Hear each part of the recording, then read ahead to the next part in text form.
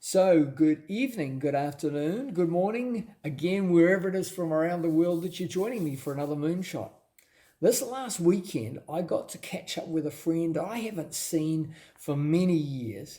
And as he unpacked the weight of the ordeal that he's endured since we last met, he revealed that the greatest hurdle that he's had to deal with has been the huge impacts of stress on his health. Now, these stresses exacerbated an atrial fibrillation heart condition, which was life-threatening, escalating intense mental strain and physical weakness and emotional anxiety, and eroding his financial health due to his inability to work. Now, I know that he's not alone with these experiences. Now, Forrest Gump's mum told him that life is like a box of chocolates. And so there are infinite number of jolting challenges that we may experience, yet there's no one fix or tablet or rule that anyone can share with you to tackle or address or overcome them all. The enormous effects of the disruptive activity that humankind is being forced to adjust to is causing havoc in all of the threads of our lives. The surge in physical and mental health, violent relationships increasing, intense financial pressures and strained emotions. These are having monstrous repercussions on the foundations of sanity and value and purpose for many people around the globe. And without a single cure to eliminate these attacks, what I can help you with today are some high-value tips on how to respond to the myriad of issues that will, without doubt, contest your mind and your health, your relationships and your emotions, and in most cases, all aspects of your life.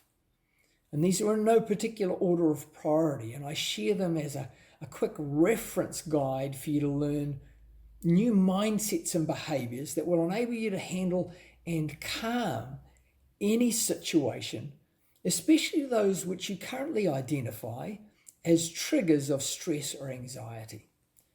So the first is keep life in balance. Our past has lessons for us to learn from if and when we can get to calm ourselves to reflect on why and how they transpired. This self-assessment is critically important so that we get to recognize what we have the responsibility for and what was or is within our control that we can surrender to the universe from the past. Our present is for us to learn to be attentive so that we can be open and aware of our emotions and our genuine needs, as well as of others, in order to attune ourselves to what we're trying to handle. And our future is for us to prepare to be of greater service and value to those we may interact with, and to establish a legacy that we want to be remembered for and by. The second tip is become accountable. While we're dealing with our own challenges as we progress on our own personal journey, it's difficult to keep a clear and objective perspective, particularly where there are things that we really need to focus on to develop our best self. Look for someone who you can trust and respect to hold you accountable to your values and your purpose, as well as to the things that you can afford to let go that you actually aren't accountable for. Third, recognize triggers. When we allow ourselves to calmly reflect on the replay of a situation that challenged us, take a look at what you can identify as signs or tells that have preceded or triggered the event or your reaction to it. And then you can realize how to treat and preempt these and take steps to better protect or alternate different exercises as these new circumstances might readjust themselves. And my sales Challengers Academy and Sales Champions Academy, my participants have to conduct an exercise of mentally creating their most ideal responses to situations that they feel they have a high propensity of encountering in their scope of activities in each of these 7 areas of their life: family, physical, mental, emotional, vocational, financial, and communal. So start with each of these areas and write a new program code for the likely challenges that you believe you're going to face. And then begin to condition your mind to learn to readily apply these new subconscious responses rather than history repeating itself on the reactions of adrenaline-fueled panic that we may have had in the past. For this to be authentic, every person or experience has an opportunity to impact our behavior. And our most natural response is to be open to how we can integrate things from them into our life. Yet, as Emerson wrote, to be yourself in a world that is constantly trying to make you something else is the greatest accomplishment. Keep your values and your beliefs clear and clean, and regularly review them to adjust them to ensure that they consistently align with a sharply defined purpose that you have in your life.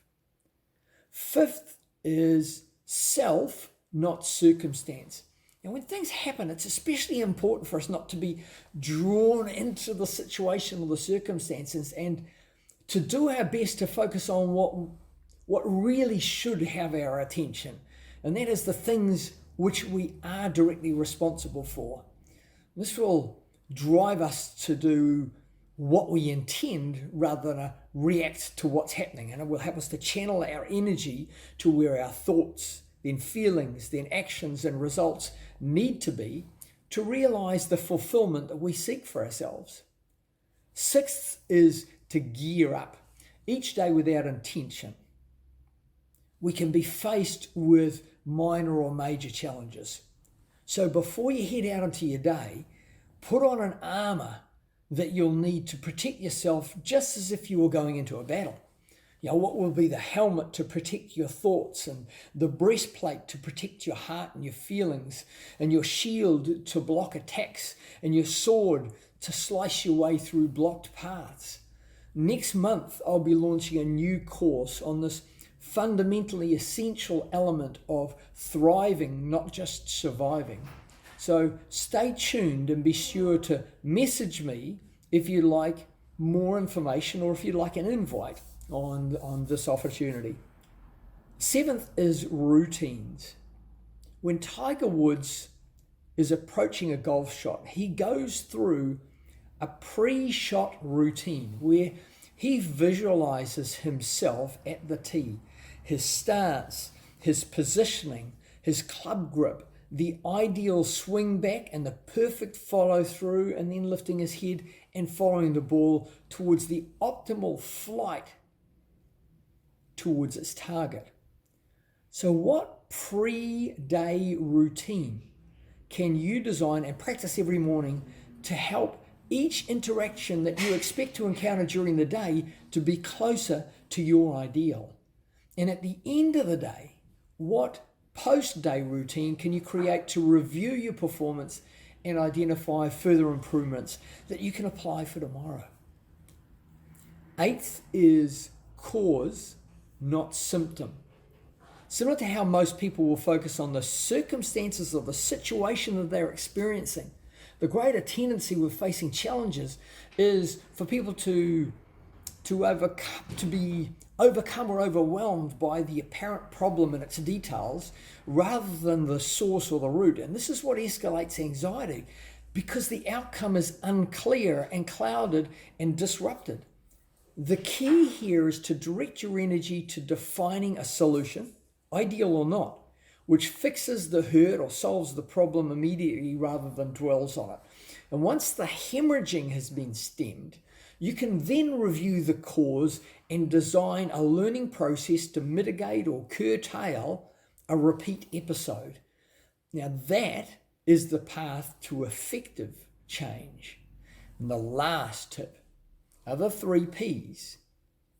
As with almost anything that I'm aware of that you wish to improve at and gain control over, and therefore confidence in, the more you practice, the better you will become. And consequently, the greater your resilience to challenge will be.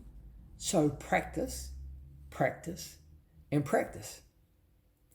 Make the time and be consciously aware of opportunities for you to practice improving your skills of using this assortment of chocolates and any others that you want to add to the mix that will help you to crush stress and make you stronger, rather than folding to the pressures of ethereal unknowns and imagined dragons that will drain your valuable time and energy on things that don't move you forward to fulfilling your potential. And as you do this, live, love, and serve